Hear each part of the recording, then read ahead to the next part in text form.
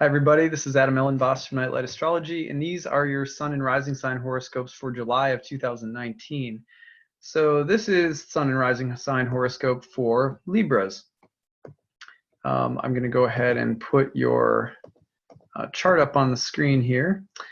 This is a big month because there are a bunch of eclipses happening this month. And by the way, you may notice that I'm not at my home office right now. I'm on vacation with my family in Michigan. So I'm recording live from the guest room. So at any rate, let's go ahead and take a look. The solar eclipse on July 2nd comes right away. It's happening in your 10th house, which is your career house. So you're looking at new developments and themes of growth in the months to come. In the career area of your chart.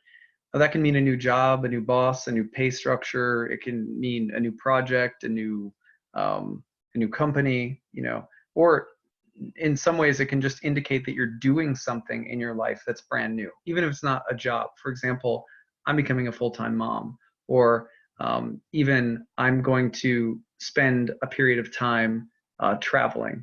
The 10th house, the original meaning of the 10th house was praxis, which basically meant, what are you doing? like literally, not just what do I do, what's my title, what's my career, but also just literally, what are you doing most of the time? So with a new moon solar eclipse happening in the 10th house, it could be that you're just going to be changing the structure of your life in terms of just what you're doing with your time. So there could be some big changes coming in that regard as well. Now that happens on July 2nd. Once we move on from there, and eclipses take a while to play out. So give it, I would say give it anywhere between, weeks to 3 to 4 months before you really start to see this come through.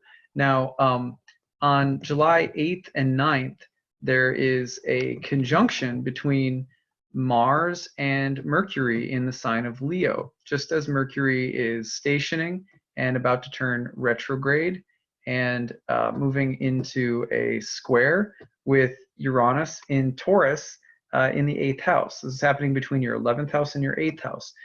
So the 11th house has to do with friends, colleagues, your ambitions, and the people or resources that are going to help you pursue your ambitions in the world. It's a place that is it's about things that come into your life that are conducive to future success. With Mercury and Mars in that house about to turn retrograde, it's very possible that some form of support or some resource that you have relied upon is about to leave. A contract is about to be broken. A friendship is about to end. Those would be kind of the difficult ones. A group affiliation is about to change, or some form of support that you're used to receiving is not going to be there anymore.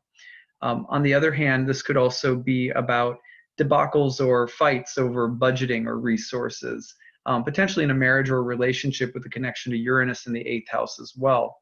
The other thing that you could be looking at would be the potential to revise some kind of strategy due to the unexpected support or beneficial help of someone just kind of showing up and saying, hey, looks like you could use some help here. You're in a jam. Oh my gosh, now we have help. So, you can revise your strategy based on receiving a new form of support or help.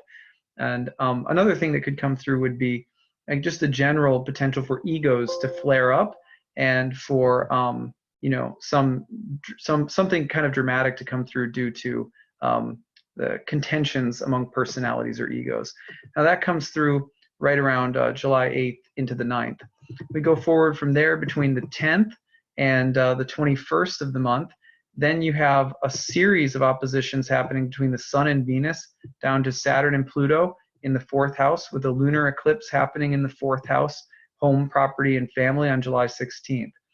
That's going to bring a lot of tension between the career area of your life and your home and family sphere of life. Now that tension is going to build as the month goes on, but look for culmination and endings and potential more heavier fated themes around home, family, and property around the 16th, but also in the weeks to come. And this is in direct tension with some kind of new beginning that's coming through. It might be quite emotionally fulfilling in the career house But tension between those two areas for you this month is really, really big. So that takes you through the 10th through the 21st. And then finally, when you go to July 31st, then you're looking at a new moon, solar eclipse. No, not a solar eclipse. Sorry, just a new moon.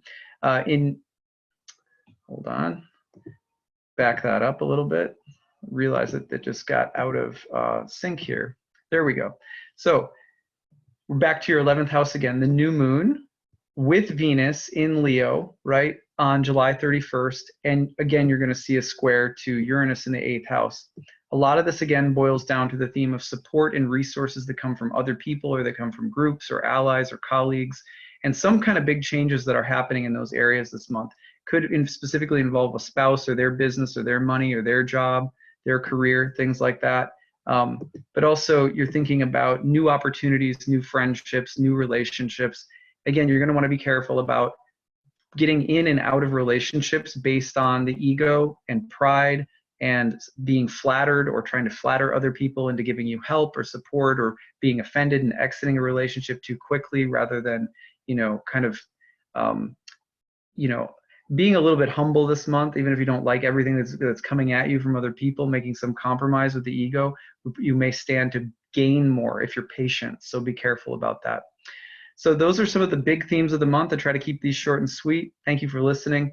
I hope you have a great month of July. Let me know your stories. Leave me some stories in the news feed in the comments section, and I'll look forward to seeing you again for August. Okay, take care. Bye.